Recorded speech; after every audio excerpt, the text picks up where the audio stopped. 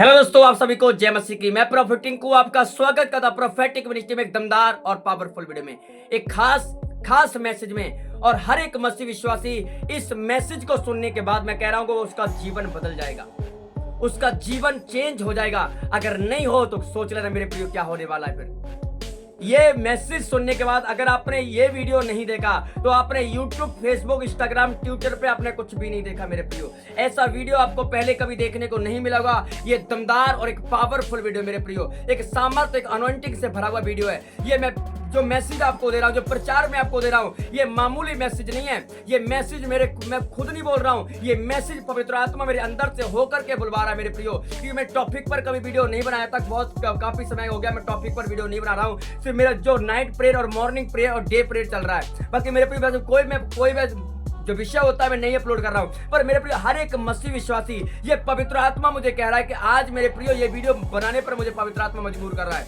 पर मैं आपको कह रहा था, आपको सुधरना पड़ेगा।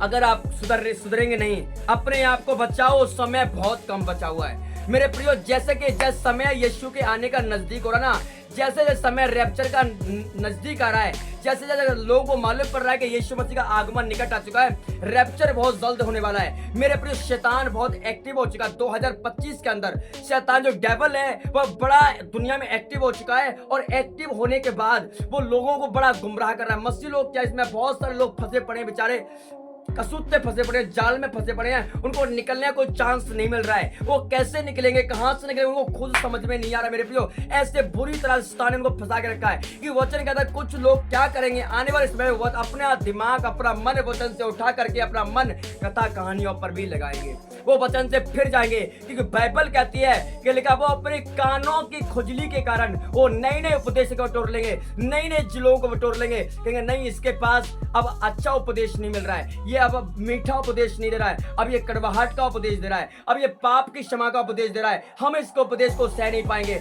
अगर पाप हमसे छोड़ा नहीं जाएगा, बीड़ी हमसे छोड़ी नहीं जाएगी, नशा हमसे छोड़ा नहीं जाएगा, विचार करना हमसे छोड़ा नहीं जाएगा, गाली देना हमसे छोड़ा नहीं जाएगा, गलत करना हमसे छोड़ा नहीं जाएगा, ऐसा उपदेश हम नहीं सह सकते हैं। अगर कोई चमत्कार का उपदेश हो तो दे दो, हमको मेहनत ना करना पड़े, हम कंफर्टेबल रहें। मैं कहता हूं आने वाले समय में आप फेस करोगे उन चीजों को, आप देखोगे अपनी लाइफ के अंदर। अगर अभी आपने तैयारी नहीं की तो मेरे प्रियो मैं आपको बताना चाहता हूं कि परमेश्वर आपको नंगाई नरक में डालेगा।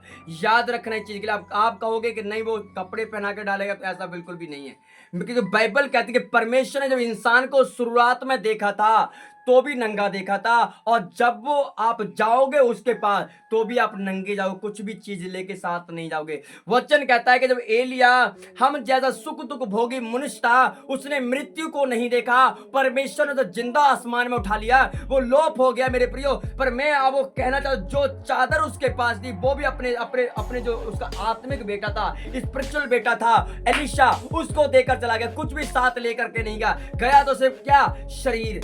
सिर्फ रैप्चर के दिन मेरे प्रियो यही जाने वाला है, और कुछ आपके साथ नहीं जाने वाला है। पर मेरे प्रियो ये इसका भी हिस्सा मांगेगा परमेश्वर। कितने भले काम किए, क्या क्या आपने किया। वचन कहता है, जब मत्ती की अंजील पढ़ते, मैथ्यू चैप्टर, लिखा है कि जो तुमने गुप्त में किया है वो उजियाले में प्रकट किया जाएगा। आज लोग पाप करते हैं। एक बार क्या हुआ मेरे प्रियो, एक छोटी सी कहानी मैं आपको बताऊंगा, और ये कहानी नहीं है, रियलिटी है। और अधिक से अधिक लोग अपने फ्यूचर को बनाने के लिए ना, ये रियलिटी है, इस वीडियो को लाइक और शेयर कमेंट जरूर करना।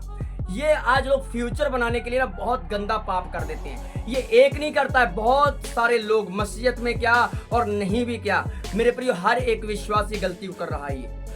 सावधान हो जाइए। क्या गलती, ध्यान सुना। एक बार क्या हुआ, एक लेडीज थी, एक लड़की थी, और जो प्रभु यीशु मसीह के नाम पर विश्वास करती थी, उसने बैप्टिज्म लेकर रखा था। और एक दिन क्या हुआ, उसकी मृत्यु हो गई, वो प्रभु में सो गई। जब वो प्रभु में सो गई, परमेश्वर ने उसे काफी बार बोला, बेटी अब तेरा नाम जीवन की पुस्तक में लिखा है। पर जब उसने गलत मार्ग लिया, जब उसने पाप कर दिया अपने जीवन के अंदर, परमेश्वर उसका नाम जीवन की पुस्तक से काट दिया।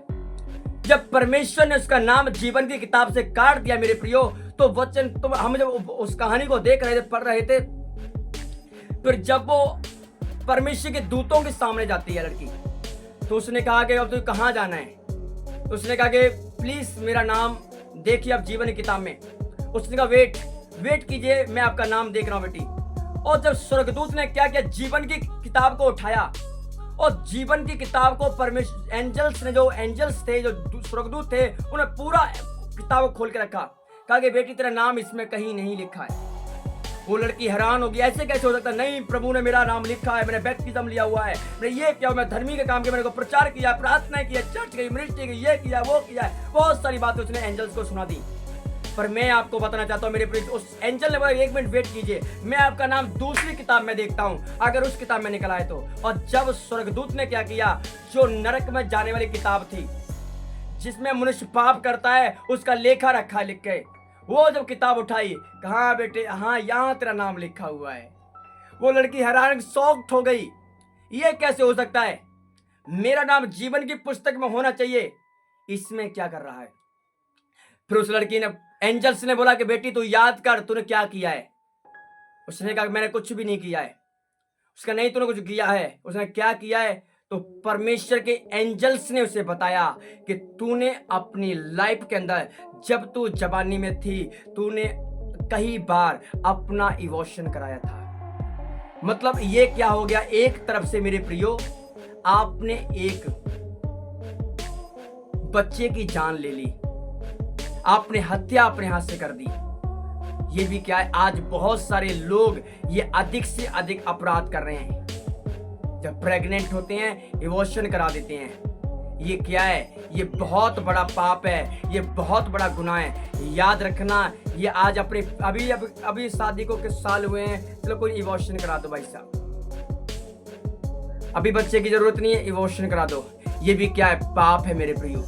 आज लोग अपने आप फ्यूचर को बनाने के लिए, अभी लोड नहीं भाई बच्चों की, इवोशन करा दो, मेडिसिन खा लो, ये कर लो, वो कर लो। ये बहुत घिनौना और बहुत भयंकर पाप है मेरे प्रियो। ये आपकी जिंदगी को बर्बाद कर सकता है। इसलिए मेरे प्रियो ऐसी गलती कभी ना करें अपनी लाइफ के अंदर। मैं जब भी किसी को देखता हूँ, आज दुष्ट आत्मा नहीं निकलती है, क्या रीजन है? आज ये गंदे गंदे काम करते लोग, जवानी के जोश में आकर के गलत काम करते हैं भाई सब आकर के। वो आज जो मैरिड और अनमैरिड दोनों लोग ये काम कर रहे हैं, मैरिड भी कर रहे हैं और अनमैरिड भी कर रहे हैं। याद रखना, आपके फ्यूचर के लिए बहुत खतरनाक हो सकता है ये चीज। जो अनमैरिड है वो भी जवानी के जोश में आकर के, कई बार जब वो कुछ नहीं मालूम होता है, तो वो जब शारीरिक संबंध जब होता है, तो वो जब प्रेग्नेंट हो जाती है तो वो इवोशन करा देते हैं, मेडिसिन खा लेते हैं।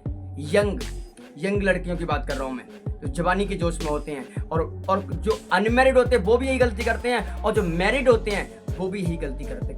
काफी लोग, अधिक से अधिक बंद कर दो ये गलतियां करना, नहीं तो परमेश्वर की तरफ से इतना बड़ा कोप भड़केगा, आप कहीं के नहीं बचेंगे मेरे प्रियो। ये आपके फ्यूचर के लिए वार्निंग है, मैं कह रहा हूं, ये बंद कर देना अपनी लाइफ के अंदर। मैं कह रहा हूं आने वाले समय में परमेश्वर लेखा मांगेगा, फिर आपको कहां मैं गलत हूं। मैंने ऐसी लड़कियों को देखा मेरे प्रियो, जिनके अंदर दुष्ट आत्मा नहीं निकलती है। मैं बोलता हूं परमेश्वर ये क्यों नहीं निकल रही है? प्रभु मुझे बताता है, बेटे इसको पूछ, इसने क्या किया है, क्या गलती इसने की है? इसने अपने हाथों से हत्याएं की हैं।